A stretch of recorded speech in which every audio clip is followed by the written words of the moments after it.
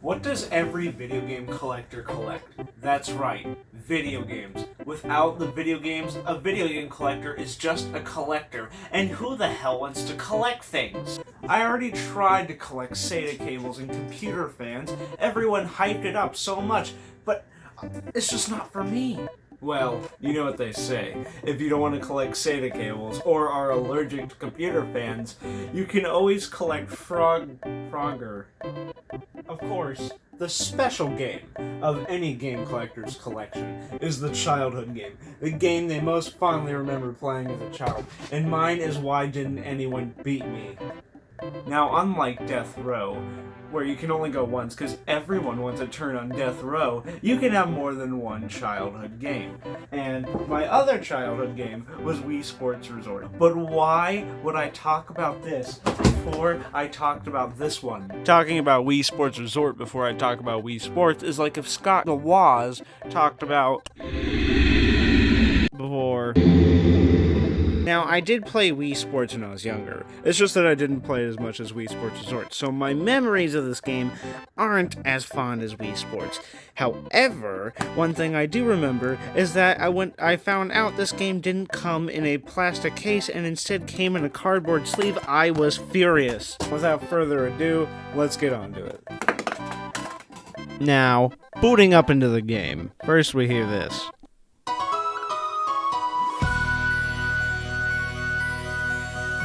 This is probably the most iconic menu music that will ever grace a video game.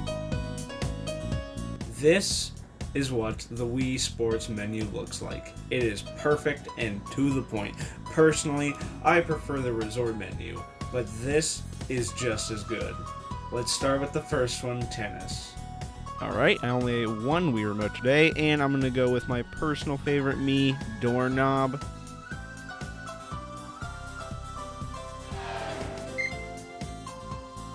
Starting things strong, this is probably the best sport to showcase the Wii Remote's terrible motion capabilities. However, this game makes it look tolerable.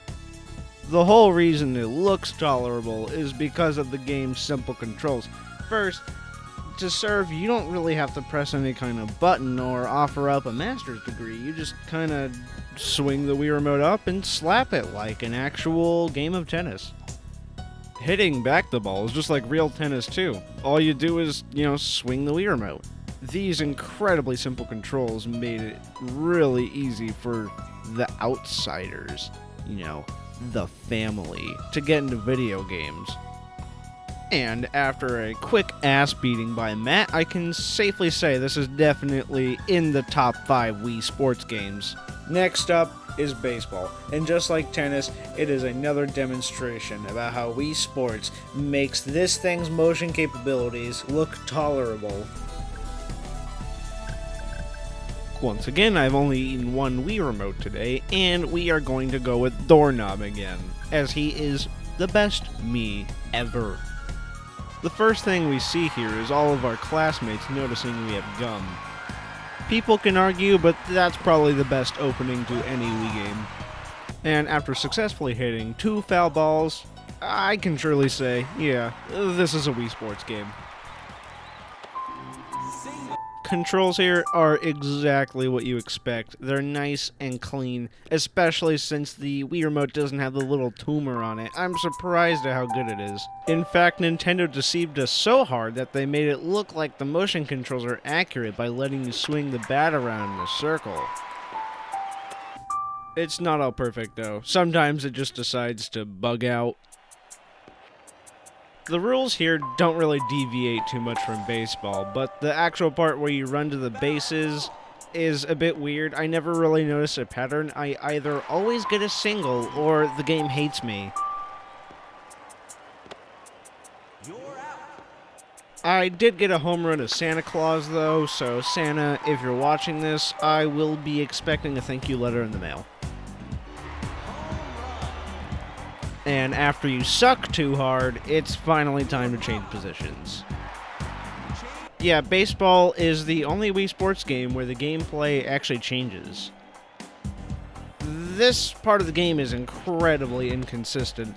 It doesn't matter how hard you throw the ball. It's always either going to be 60 or 90. I even tried to be super fast and throw it by the strap, and it was still 60, so I really don't think it matters.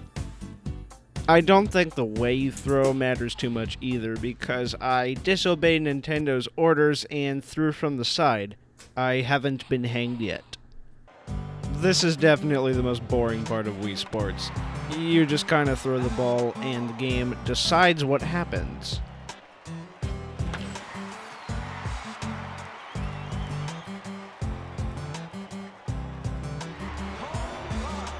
Of course, if you are playing with a friend, you know the game just kind of doesn't decide what happens. They do. But still, the single-player part of this is definitely weird. Despite the problems I have with half of this game, it's still definitely in the top 5 Wii Sports games. Next up is bowling, and everyone knows what bowling is about. Wii Sports Bowling definitely made a name of itself for that game that will break your TV. Hell, even Alvin and the Chipmunks made fun of it. Watch and learn, my friends. This game already knows I only ate one Wii Remote today. Why does it keep asking? And here we are, the game that made the Wii nothing but your grandpa's bowling console. The controls here definitely don't need an explanation, but it's as simple as holding the B button, swinging the Wii Remote, and then letting go of the B button about halfway through. For those people who don't know what the rules of bowling are, it's pretty simple. When you throw the ball, you knock down pins, and the amount of pins you knock down is the amount of points you get. The spare is a little more complicated than that. The spare is 10 points plus the amount of pins you knock down the first bowl, and a strike is just 20 points. The trick here is to hit right in between the first and second pins. How you throw the ball actually is a big factor here, because this can happen. But, of course, curving the ball can work to your advantage. However, it's always best to just aim for the first and second pin. Whenever I got a strike, I forgot to hit record on OBS, and this is my proof. In the event you don't really want to curve the ball, you can move around like this with the D-pad, although I think it's funner to just try and curve the ball. After going through this game again, it is definitely in the top 5 Wii Sports game. There's a reason everyone associates Wii Sports with this game.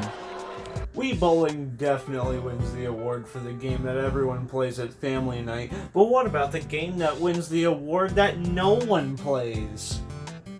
It's golf. Do not trust anyone who says they like Wii Sports Golf. They are probably a murderer. I would not trust this game to take care of my pets. It is buggy and messy and clunky.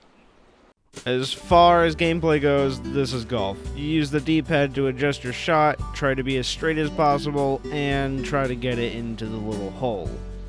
Just like golf, every shot you take that doesn't go into the hole is a point, and if you have more points, then you get a worse score. Whoever has the least amount of points wins. That would be cool and all if this just didn't suck. This is me trying to hit the ball very lightly. And at one point, I even tried hitting it as hard as I could, and it was still doing this exact same thing. I didn't get on camera, so you're just going to have to take my word for it. And here's the same thing happening, but this time on camera.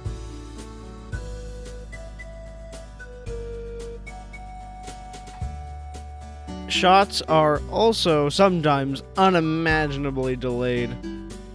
The thing's power detection is also out of whack too. This is me swinging as hard as I could. And obviously it went into the water here, but I still swung as hard as I could, and I only got halfway up the meter. They really should have put like a speedometer in the Wii Remote or something. Despite the game's many bugs and second most boring gameplay of the entire Wii Sports collection, I still gotta put it in the top 5 Wii Sports games. Now, we've played many games today, but what have we learned from those games? Oh yeah, the last one needs this thing. The Wii Nunchuck. You plug it into the bottom of this thing, and it now gives Wii owners a taste of analog stick. Or instead of doing that, you can use its really terrible motion controls that are implemented to make a game based around punching things and motion controls. I've gotten to a point on my main Mii where the CPU boxer is just way too hard to beat, so we'll just go with Franklin here.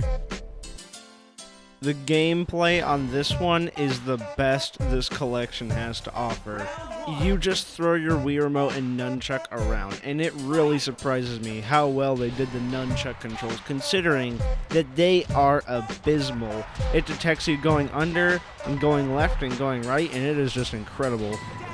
The way to win here is to just punch your opponent until they lose all of their health, until they go down. And that's really it. If they go down, they can get back up, but most of the time they'll only do it 2 or 3 times a match. This is also definitely the only Wii sport to actually give you some kind of workout.